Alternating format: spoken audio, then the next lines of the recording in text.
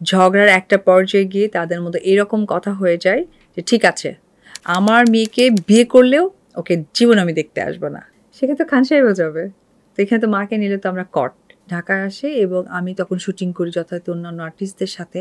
Medicine নিয়ে আবার সে শুটিংয়ে আসে, মানে সকালে যায় বিকেলে আসে। তো এইভাবে আসলে আমার দীর্ঘ 9 বছর সংসার করা হয়েছে। তার মাঝে আমি একা একটা ঈদ পেয়েছি যখন আমার শ্বশুর শাশুড়ি ওনারা দুজনেই হজে গিয়েছিলেন।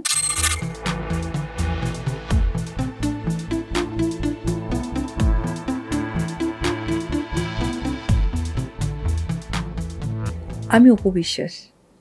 আইজন চ্যানেলে এসেছি আমার কিছু গল্প বলতে।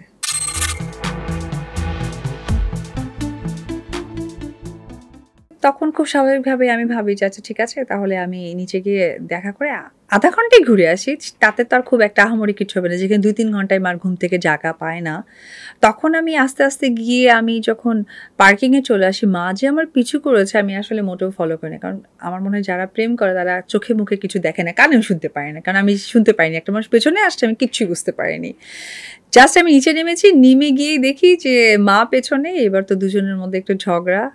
আসলে কি ঝগড়া হয়েছিল? কি হতে পারে? আপনারা জানেন না, আমি বলছি। সেটি হচ্ছে আসলে ঝগড়া হয়েছিল। ঝগড়ার একটা পর্যায়ে গিয়ে তাদের মধ্যে এরকম কথা হয়ে যায় যে ঠিক আছে, আমার মেয়েকে বিয়ে করলেও ওকে জীবন আমি দেখতে আসবো না। সেই রকম। পরে মা তো এই কথা বলল বলে আমাকে ঠিক বাংলা সিনেমার মতো হাত ধরে টেনে সিঁড়ি দিয়ে আনছে। আর হিরো ঠিক চলে যাচ্ছে। একদম পারফেক্টলি এই কাজটাই হয়েছে। চলচ্চিত্রে না, আমার বাস্তব জীবনে। আসার পর আমি তখন তাকে টেক্সট করলাম যে আমি কি করতে পারি। তখন সে বলল আমরা বিয়ে করে ফেলবো। আমি বললাম হাই হাই বিয়ে, এটা কি সম্ভব? বলছে হ্যাঁ, বিয়ে করলে তোমার মার আর বাধাটা থাকবে না, এই চুপাচুপি জিনিসটা আর হবে না। Okay fine. খুব স্বাভাবিকভাবে বাকিটা আপনারা জানেন, আমাদের বিয়ে হয়। বিয়ে বিষয়টা বুঝি না, কিন্তু বিয়ে এটা অনেক অন্য বড় একটা কিছু, এটা আমার মাথায় মনে হয়েছে। আচ্ছা ঠিক আছে। তারপর সেই বিয়ের সব কিছু লুকিয়ে লুকিয়ে গোছানো হচ্ছে।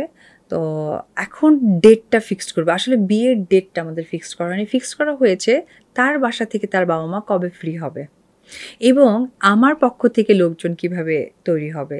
ঠিক সব কিছু মিলিয়ে এমন একটা দিনক্ষণ দাঁড়ালো 2008 18ই এপ্রিল শুক্রবার। সেদিন হচ্ছে আমার বোনও 3 দিন আগে এসেছে। ও তো সব কিছুই জানতে, ফোনে আমরা জানিয়ে দিয়েছি, মানে আমি জানিয়েছি। আর হচ্ছে আমার মনে আছে যে সে আমার জন্য যে লেহেঙ্গাটা নিয়েছিল প্রায় 2 লাখ প্লাস ওইরকম দাম হবে। তো ওইটা লেহেঙ্গা সে খাটের নিচে রেখে দিয়েছে। আর আমার জন্য একটা সুন্দর একটা সেট নিয়েছে, সেটাও খাটের নিচে রেখে দিয়েছে। এইটা সে ওয়েট করছিল তার মা কবে যাবে। তো তার মা এবং তার বাবা, তার একটা ফুফাতো ভাইয়ের মেয়ের বার্থডে ছিল, সেখানে অ্যাটেন্ড করতে গিয়েছে। আমি তখন মিরপুরে থাকতাম। আর ওই যে শাহালি মাজার, যেখানে আমি বলেছি কয়েক জায়গায়, সেইখানে আসলে আমরা দুজনে ডিসিশন নিই আমরা বিয়ে করছি এবং আমরা দুজন দুজনের প্রতিজ্ঞাবদ্ধ এবং ভালো থাকবো, হ্যাপি থাকবো, সুন্দর জীবনযাপন কাটাবো। এবং তার একটি কথা আমার এখনও খুবই ভালো লাগে যে অ্যাজ এ হাজব্যান্ড যতটুকু তোমাকে রেসপেক্ট করা দরকার সেটার পরিপূর্ণই আমি তোমাকে করব। ঠিক ওইভাবেই আমার বোন ছিলেন আমার হয়ে।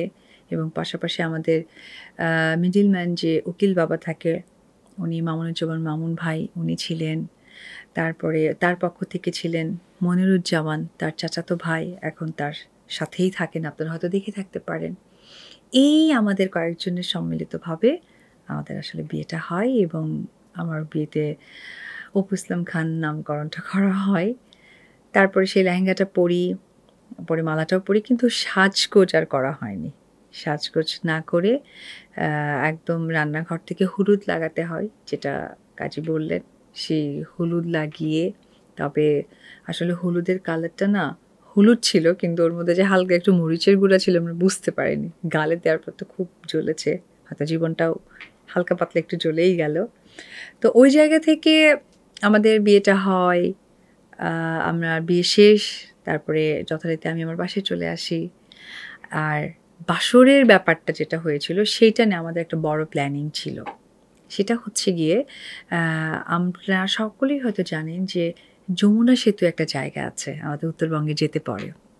তো যেহেতু আমার বোনের হাসব্যান্ড ছিল, তো মাকে একদিন আমার বোনের হাসব্যান্ড বলল যে, "মা, যমুনা সেতু নাকি একটা ভালো রিসর্ট করেছে। এই রিসর্টে একটু অপুকে নিয়ে আর আমার বোনকে নিয়ে আমরা একটু ঘুরে আসি।" মাও যাওয়ার জন্য ভীষণ রাজি। "না, আমিও তাহলে যাবো, ঘুরে আসি।" তো দাদা বলল যে, আমি আমার বোনের হাসব্যান্ডকে দাদাই ডাকি। দাদা বলল যে, "মা থাক, ও ছোট মানুষ যেতে চাচ্ছে, আমরা ঘুরে আসি।" কিন্তু এখানে তো আমাদের কাহিনী আছে। কাহিনীটা হচ্ছে, সেখানে তো খান সাহেবও যাবে। তো এখানে তো মাকে নিলে তো আমরা কট। তো এই কট তো করা যাবে না।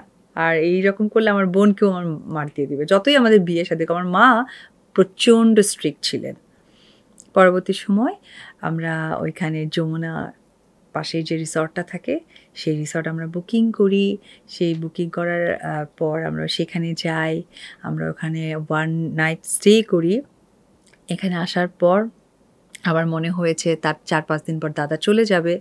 তখন খান সাহেব আবার রেডিসনে একটা সুন্দর একটা পার্টির ব্যবস্থা করে। সেখানে আমি ছিলাম, সে ছিল, আমার বোন ছিল, আমার বোনের হাসব্যান্ড ছিল। খুব সুন্দর একটা পারিবারিক সময় আমাদের মধ্যে গিয়েছে।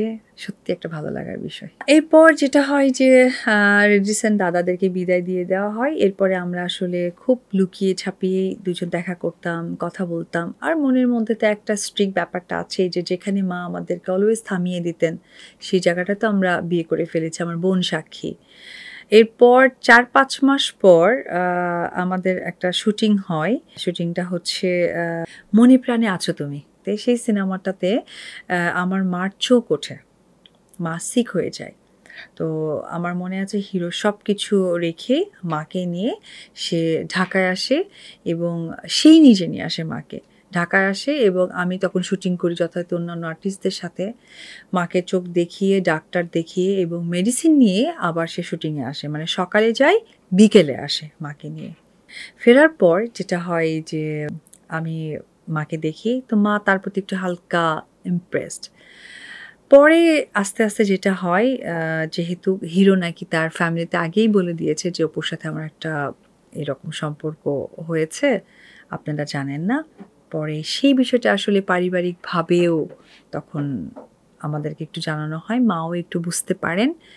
এই বোঝার পর থেকেই আসলে তার বাসায় যাতায়াত হয়। অর্থাৎ আমার বিয়ের 4 থেকে 5 মাস বা 6 মাস পরে বিষয়টা যখন খোলাসা হয়, মা ১ম এ একটু মানতে নারাজ ছিলেন। কিন্তু পরবর্তী সময়ে যখন দেখলেন যে না, আমি হ্যাপি থাকবো, তখন মা সেটাতে সায় দিয়েছেন এবং আমি তার বাসায় ১ম এ হচ্ছে গুলশানে যে বাসাটা থাকেন ওটা ৫ তলায় থাকতেন। ওইখানে আমি স্টে করি, সংসার করা হয়। আমার ১ম ঈদ হয়, যেখানে আমি ডিজাস্টার একটা খিচুড়ি রান্না করেছিলাম যেখানে সেদ্ধ হয়নি। তারপর আমার শাশুড়ি আমাকে অনেক খাবার শিখিয়েছেন, কীভাবে কী রান্না করতে হয়।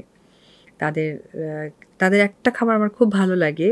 সেটি হচ্ছে যে শাক যেমন হয় না যে আমরা পানি দিয়ে সেদ্ধ করে পানিটাকে শুকিয়ে তারপরে ওর মধ্যেই তেল দিয়ে বাগার দেয়। আমাদের ক্ষেত্রে তো একবারে ডিরেক্ট শাক বাগার দিয়ে করা হয়। তো এইটা হচ্ছে আমার শাশুড়ির একটা ডিফারেন্ট খাবার। তারপরে যেমন আমার শ্বশুর অনেক বেশি পছন্দ করেন শুধু পুঁটি মাছ ভাজা, এবং এই পুঁটি মাছটা উনি জলপাই দিয়ে খেতে পছন্দ করেন। তো এই বিষয়গুলো আমিও আস্তে, আস্তে জানি এবং আমার যখন শুটিং থাকে তখন আমি এখান থেকে অনেক ভোরবেলা শুটিংয়ে চলে যেতাম। আবার যদি টানা শুটিং হতো তখন সেক্ষেত্রে আমি আমার বাসায় স্টে করতাম। আর শুটিং না থাকলে আমি এই বাসায় টানা স্টে করতাম। তো এইভাবে আসলে আমার দীর্ঘ ৯ বছর সংসার করা হয়েছে। তার মাঝে আমি একা একটা ঈদ পেয়েছি যখন আমার আমার শ্বশুর-শাশুড়ি ওনারা দুজনেই হজে গিয়েছিলেন। ওনারা হজে যাওয়ার পর যেটা হয়েছিল, আমি একদম টোটালি ঈদটাকে মেইনটেইন করতে হয়েছে। এটা আমার জন্য অনেক টাফ ছিল। কারণ ওদের ফ্যামিলি অনেক বড়। ওর চাচাতো ভাইয়েরা অনেক বড়, অনেক লোকজন। আর ওর ক্ষেত্রে যেটা হয় যে অনেক লোককেও দিতে হতো। তো ওইটা আমার পক্ষে একদমই প্রেশার হয়ে গেছিল। আমি একেবারেই নতুন একটা মানুষ। আসলে এভাবে সংসার করা হয়েছে এবং তাদের একটা পর্যায়ে গিয়ে আসলে আমি বউ হতে পারিনি। আমি তাদের মেয়ে হয়ে গিয়েছি। কারণ তারা আমাকে ওই ভালোবাসাটাই আমাকে দিয়েছেন। পাশাপাশি আমার যে ননদ ছিলেন, ও আমার ননদ না, এটা আসলে সম্পর্কের খাতিরে বলা, সে আমার বোন হয়ে ওঠে। আসলে সংসার করতে গিয়ে যেটা হয়েছে যে যেমন আমি মানে দেখেছি যে অনেক খাবার প্রিয় হয়ে যায় এবং আরেকটি কথা বলি, এর মাঝে যেটা হয়েছিল আপনারা হয়তো দেখে থাকতে পারেন যে সে অসুস্থ হয়ে যায়। তার কিন্তু এই ১ম অসুস্থর মানে যাত্রাটা শুরু হয় কিন্তু ডক্টর দেখানো সিঙ্গাপুরে। এখন তার ছেলে যেখানে যায়, যে ডক্টরগুলোকে দেখায় বা যে হসপিটালে যায়, এটা কিন্তু শুরুয়াত তার বাবাই করেছে। কারণ তার ভিতরে না অলওয়েজ একটা ব্যাপার থাকতো যে ইয়েস আমি কিং খান। আমি আমার মতো ল্যাভিশ জায়গায় যাবো, ল্যাভিশ ভাবে করব। এই বিষয়টা না আসলে একটা পজিটিভ ভাইবস। আমার মনে হয় যে এটা প্রত্যেকটা মানুষের মধ্যেই থাকা উচিত।